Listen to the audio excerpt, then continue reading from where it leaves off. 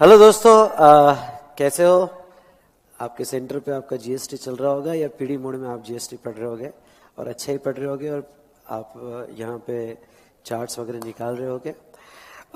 दोस्तों, जहाँ तक है मैं आपको एक बात बता दूं, जैसे मैंने regular batch for me and November 2019 attempt के लिए मैंने जो रेगुलर बैच रिकॉर्ड करना स्टार्ट किया था वो स्टार्ट किया था इन द मंथ ऑफ सितंबर। ठीक है, अब कुछ ऐसी चीजें हुई है कि जो आपको बताना जरूरी है और इससे हमारे आपने जो क्लासेस किया इस पर क्या इम्पैक्ट हुआ ये भी मैं आपको बताना चाहूँगा। दोस्तों, इंस्टीट्यूट सच कहूँ तो हमारे साथ खेल खेल रही है और कुछ नहीं, पर इंस्टीट्यूट का भी गलत नहीं है, क्योंकि जो अभी नोटिफिकेशन आया है और ये जो नोटिफिकेशन हमारे ICAR ये इंस्टीट्यूट का आया है, इसमें आपको एक गाइडलाइन दी है कि कौन से टॉपिक मई 2019 एग्जामिनेशन के लिए नहीं पूछे जाएंगे, यानी जिसके ऊपर कोई क्वेश्चन नहीं पूछा जाएगा। तो दोस्तों, मैं ये कहना चाहूँगा कि हमने रिकॉर्डिंग चालू की सितंबर में, तभी गाइडलाइन नहीं थी, और सितंबर में CGST अमेंडमेंट एक्ट 2018 आ चुका था। तो सितंबर में CGST एक्ट 2018 आ चुका था, तो मैंने अपने नोट्स में इनकॉर्पोरेट कर लिया। पर हाँ, एक्ट में ये लिखा हुआ था कि ये CGST एक्ट अमेंडमेंट एक्ट 2018 तब से अप्लीकेबल होगा जब से यहां वो नोटिफाई किया जाएगा। तो आई थॉट दैट कि चलो भाई, गवर्नमेंट ने अमेंडमेंट एक्ट लाया, अच्छी अमेंडमेंट्स की, तो अक्टूबर के पहले नोटिफिकेशन आ जाएगा और अक्टूबर के पहले वो अप्लाई कर देंगे तो आपके एग्जाम को अप्लीकेबल हो जाएगा। लेकिन हुई बड़ी गड़बड़। अक्टूबर के पहले ये CGST अमेंडमेंट एक्ट का कोई अप्लीकेबिलिटी का नोटिफिकेशन नहीं आया गवर्नमेंट की तरफ से, और वो अभी तक नहीं आया। मोदी जी ने ये रिजर्व कर दिया कि भाई अभी रुक जाओ, अमेंडमेंट्स मत लगाओ। ओके, तो CGST एक्ट की जो अमेंडमेंट्स है वो अक्टूबर एंड तक अपडेट नहीं हुई। अब हमारे इंस्टीट्यूट का तो रूल है और हमारी इंस्टीट्यूट तो रूल से चलती है कि जब CGST अमेंडमेंट एक्ट 2018 इसकी अमेंडमेंट अगर अक्टूबर एंड तक नोटिफाई नहीं हुई है, यानी इसका अप्लीकेबिलिटी का नोटिफिकेशन नहीं आया है, तो हम मई एग्जाम को नहीं पूछेंगे भाई। अब इंस्टीट्यूट ने कह दिया मई एग्जाम को नहीं पूछेंगे, और ये क्लैरिफाई करते हैं इन द मंथ ऑफ, अब अक्टूबर हो गया, नवंबर आ गया, ओके, और अभी नवंबर एंडिंग में क्लैरिफाई करते हैं। अब तक हमारे जीएसटी के सभी लेक्चर्स रिकॉर्ड हो गए और आप सेंटर पे देख चुके हो, या पीडी आपने स्टार्ट कर दिया है। अब भाई, जब ये नोटिफिकेशन आया और कहा गया कि CGST अमेंडमेंट एक्ट 2018 के अमेंडमेंट्स मई 2019 अटेम्प्ट को नहीं पूछी जाएगी, तो बड़ी हलचल हो गई कि स्टूडेंट में कि अरे हमने तो अमेंडमेंट्स पढ़ ली थी, विशाल सर ने तो अमेंडमेंट के साथ पढ़ा दिया, क्या हमने गलत पढ़ लिया क्या? भाई, गलत कुछ नहीं पढ़ा, पहले तो मैं ये बता दूं, हमने गलत पढ़ दिया क्या? और पिछले 2 दिन में मुझे 300 व्हाट्सएप आए हैं कि सर ओके आपने तो अमेंडेड एक्ट के हिसाब से पढ़ा दिया, अब इंस्टीट्यूट कहती है अमेंडमेंट एक्ट अप्लीकेबल नहीं है। पहली बात तो बेटा, मैं एक बात कहूं कि मैं तो फंस गया, क्योंकि मुझे ऐसा लगा कि अक्टूबर 8 तक नोटिफिकेशन आ जाएगा। मैंने अमेंडमेंट्स कर ली, अमेंडमेंट्स रिकॉर्ड कर ली, और अब ना मोदी जी ने यहाँ पे अमेंडमेंट्स अप्लीकेबल करवाई, और हमारे इंस्टीट्यूट ने भी अमेंडमेंट्स में अटेम्प्ट के लिए अप्लीकेबल करवाई नहीं। इसलिए ऑब्वियस बेटा आपका क्वेश्चन ये है कि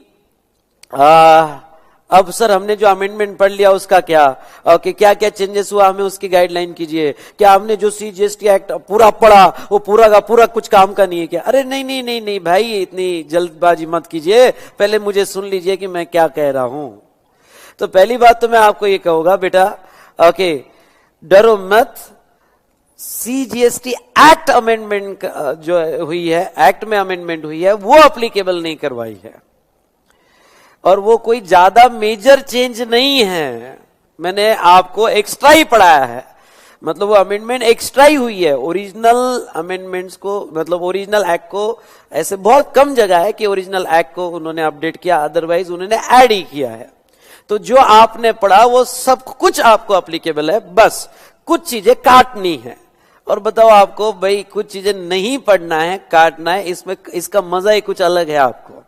तो इसका मजा ही आपको कुछ अलग आएगा। तो कुछ चीजें काटना है, तो मैं वो आपको डिटेल में एक्सप्लेन करूंगा क्या है। पर आपने जो पढ़ा उसमें जो एग्जिस्टिंग लॉ था वो पूरा मैंने पढ़ा दिया। जो अमेंडमेंट एक्ट से ऐड हुआ वो ही आपको काटना है। क्या काटना है मैं बता दूंगा, ठीक है। तो उसके बारे में मेरा एक सेशन आएगा।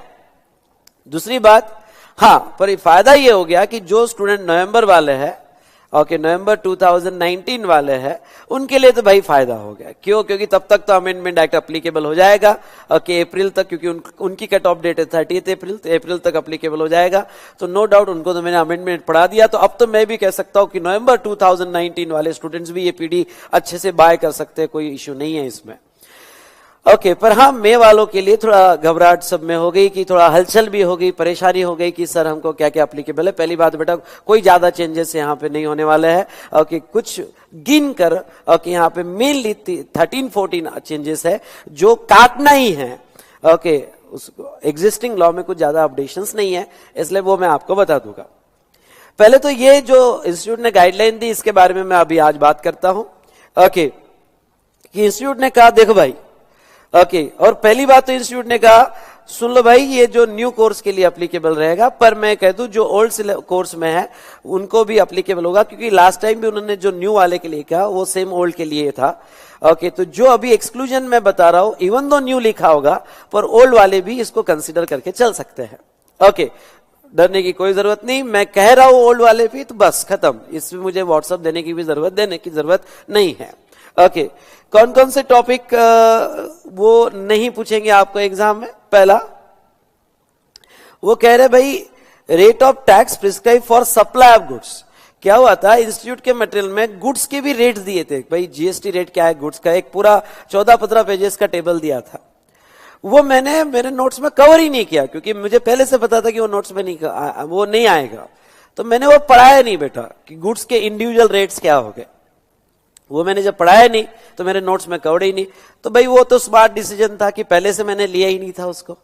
तो जहां तक है हमारे नोट्स में ये चीज पहले से कवर्ड नहीं। दूसरा, rate of tax prescribe for supply of services. Services का भी एक टेबल दिया था, कौन कौन से सर्विसेज को क्या क्या रेट्स एप्लीकेबल है, वो भी मैंने मेरे नोट्स में लिया नहीं। तो अच्छी बात है, पहले से स्मार्ट डिसीजन था भाई, वी स्मार्ट डिसीजन तो ले गई। तो पहले से बात है बेटा कि वो भी मैंने लिया नहीं। Exemption for supply of goods, हमने सप्लाई ऑफ सर्विस के एग्जम्पशन देख लिए, हेल्थ केयर वगैरह, पर गुड्स के एग्जम्पशंस जो थे वो मटेरियल में दिए थे, पुराने मटेरियल में दिए थे, वो भी मैंने हटा दिया। उस पे मैंने मेरे नोट्स में लिया ही नहीं। तो ये तीनों बातें मैंने मेरे नोट्स में ली नहीं, इसलिए कोई भी कुछ भी स्क्रैप नहीं करना है, ओके। तो यहां पे कोई भी यहां पे स्क्रैच नहीं करना है, मेरे नोट्स में कवर ही नहीं। उसके बाद में नेक्स्ट वो कहते हैं ये नोटिफिकेशन में, manner of reversal of credit of additional duty of custom in respect of gold door bars. ये भी मैंने अपने नोट्स में लिया नहीं कि गोल्ड डोर बार्स का आईटीसी कैसे रिवर्स करना है, क्योंकि मुझे पता था कि इसको भी वो क्वेश्चन पूछेंगे नहीं, इसलिए ओके आईटीसी में मैनर ऑफ डिस्ट्रीब्यूशन ये भी हमें कवर नहीं करना है। उसके बाद में प्रोसीजर में, ओके, प्रोसीजर में यहां पे जीएसटीआर 2, 1A, 3, 7 और 8, इस पे कोई क्वेश्चन नहीं पूछे जाएंगे, वो तो मैंने पहले से आप में ले लिया है।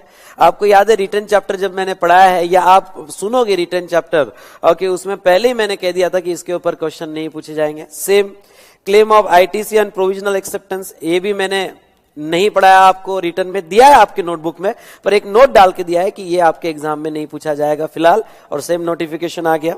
Matching principle, matching and reversal principle, और category of supply of goods under reverse charge. तो ये भी बेटा पढ़ाते वक्त कह दिया था, जैसा कैश्यू नट्स वाला एग्जांपल आपको याद आ रहा है, कैश्यू नट्स वाला टेबल, तो मैंने पहले ही कहा था कि गुड्स के रिवर्स चार्ज पे आपको कोई क्वेश्चन नहीं पूछा जाएगा, ओके। लास्ट अटेम्प्ट में एक्सक्लूजन था, ये अटेम्प्ट में भी एक्सक्लूजन का, हाँ, वो रिवर्स चार्ज वाला सर्विस वाला रहेगा। रिवर्स चार्ज वाला सर्विस वाला रहेगा, मतलब वो जीटीए सर्विस, लीगल सर्विस तो रहेगा।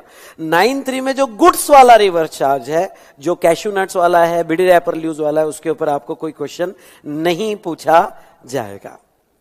ओके, उसके बाद में आईजीएसटी एक्ट में भी वो गुड्स वाला टेबल, आईजीएसटी एक्ट में रिवर्स चार्ज में जो गुड्स वाला टेबल है, कैश्यू नट्स वगैरह, उस पर भी कोई क्वेश्चन नहीं पूछा जाएगा। अब बेटा नेक्स्ट बात हुई ट्रांजिशनल प्रोविजन। मेरे ओके लास्ट एक चैप्टर दिया है ट्रांजिशनल प्रोविजंस, वो चैप्टर भी आपको नहीं पढ़ना है बेटा, उस पर भी कोई क्वेश्चन आपको नहीं पूछा जाएगा ट्रांजिशनल प्रोविजंस में। नाउ यहां तक तो बेटा जो अभी टेबल में कहा वो मैंने लिया ही नहीं है, पढ़ाते वक्त ही आपको कह दिया कि ये पढ़ना मत, ओके आपके मे अटेम्प्ट के लिए नहीं पूछा जाएगा। और जिसका नवंबर अटेम्प्ट है बेटा, तो अभी तो यही कह सकता हूं आपको भी नहीं पूछा जाएगा ये टॉपिक्स पे, ओके जो टॉपिक्स अभी टेबल में कवर्ड किए हैं, इसलिए आप भी डरने की कोई, आपको भी कोई डरने की जरूरत नहीं है। लेकिन जो है ओके एक स्टार करके दी है, वो rate specified for computing the amount payable under composition scheme, वो आपको अप्लीकेबल है। मतलब क्या, जो 1% का रेट है, जो हमने 0.5 कंपोजिशन स्कीम में पढ़ा था, वो तो आपको लर्न करना है, वो इन्होंने भी कहा कि आपको पढ़ना पड़ेगा। लेकिन अब सुनिएगा, एक नोट दी है, ओके और ये नोट अब हमारे लिए इंपॉर्टेंट है, स्पेशली जो मे 2019 अटेम्प्ट को अपीयर हो रहे हैं, ये नीचे वाली नोट इंपॉर्टेंट है। और वो क्या है, only the following section of CGST Amendment Act 2018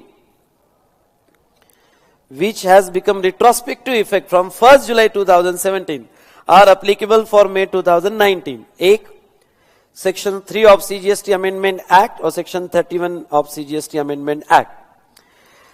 भाई CGST Amendment Act में जो भी अमेंडमेंट्स की गई हो उसमें से 2 ही अमेंडमेंट्स आपको अप्लीकेबल होगी। ये 2 अमेंडमेंट्स के अलावा बाकी कोई भी अमेंडमेंट्स आपको अप्लीकेबल नहीं होगी। अब आपका एक सवाल होगा, सर ये 2 अमेंडमेंट कौन सी? ओके सीजीएसटी एक्ट और ये सेक्शन 3 में होने वाली और सेक्शन 31 में होने वाली। आपको बताया 1A मैंने पढ़ाया, 1A अप्लीकेबिलिटी ऑफ शेड्यूल 2 और शेड्यूल 2 के अमेंडमेंट्स ओके उतनी ही अप्लीकेबल होगी, बाकी कोई भी अमेंडमेंट सीजीएसटी एक्ट की अप्लीकेबल नहीं होगी। तो भाई आपके दिमाग में क्वेश्चन होगा यहां पे कि भाई सीजीएसटी एक्ट की जो कौन सी अमेंडमेंट्स हमें अप्लीकेबल नहीं होगी। और नेक्स्ट इसमें उन्होंने कहा, थोड़ा अगर हम इसकी बात करें,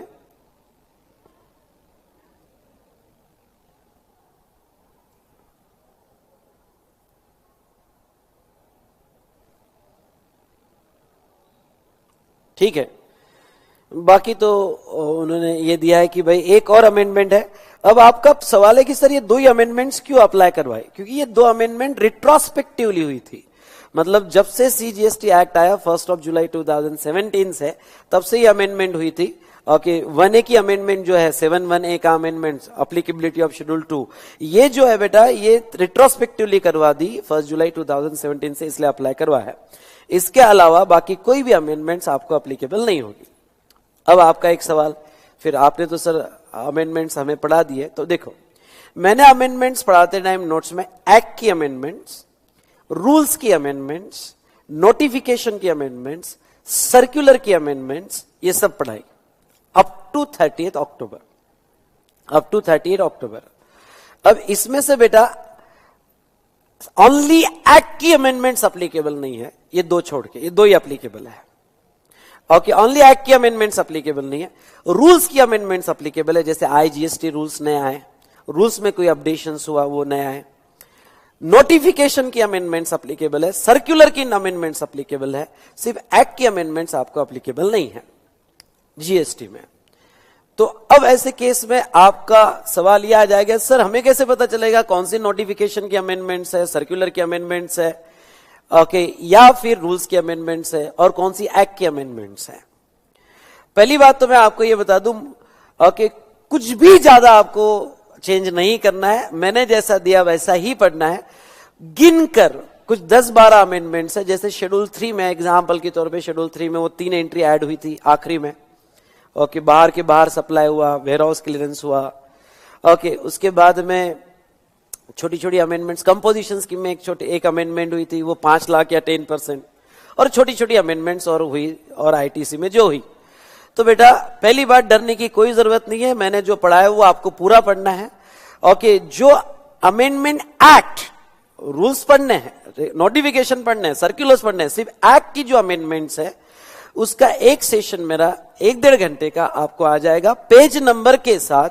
मैं आपको बता देता हूं कि क्या क्या नहीं पढ़ना है, और ऐसा कुछ ज्यादा नहीं है कि आपको नहीं पढ़ना है, बहुत कम है, ऐसा बहुत ही कम, यानी मैं 100% में 1% कहूंगा ऐसा है, 1% भी ज्यादा मैंने बोल दिया कि जो आपको इस एक्ट के हिसाब से नहीं पढ़ना है। बाकी सब कुछ आपको पढ़ना है जो मैंने दिया है। इसीलिए एक सेक्शन एक लेक्चर में रिकॉर्ड कर रहा हूं पेज नंबर के साथ, आपको पेज नंबर के साथ बताऊंगा कि क्या क्या नहीं पढ़ना है, और वो कुछ ज्यादा नहीं है, 1% पूरे सिलेबस का, वो भी बहुत कम, ज्यादा बोल दिया मैंने, उससे भी कम चेंजेस आपको नहीं पढ़ने। इसलिए ज्यादा खुश मत हो जाना कि अरे रे भाई CGST एक्ट, अमेंडमेंट एक्ट नहीं पढ़ना है तो बहुत कुछ अब छूट जाएगा, बहुत कुछ स्क्रैच हो जाएगा। बेटा ये भूल में मत पढ़ना, आपको मैंने जो पढ़ा है सब कुछ पढ़ना है, सिर्फ छोटे छोटे कई अमेंडमेंट्स हुई एक्ट की वो आपको नहीं पढ़नी है, बाकी सर्कुलर नोटिफिकेशन जो है वो तो सब कुछ पढ़ना है। तो बेटा अभी मैं एक छोटा सा लेक्चर आपको जस्ट एक दिलासा देने के लिए कि जो स्टूडेंट पैनिक हो गए, डर गए हैं, बस इसके लिए ये सेशन रिकॉर्ड कर रहा हूं। मैं अभी एक पूरी नोट्स प्रिपेयर कर रहा हूं कि आपके पेज नंबर वाइज आपको क्या क्या, पूरा पेज नंबर PDF कॉपी में ले रहा हूं जैसा आपके नोट्स में दिया, और आपको क्या पढ़ना है और क्या नहीं पढ़ना है पेज नंबर वाइज आपको नेक्स्ट सेशन जो अपलोड करूंगा। मैं आज बना लेता हूं नोट्स बेटा, और मैं कल वो सेशन अपलोड कर लूंगा।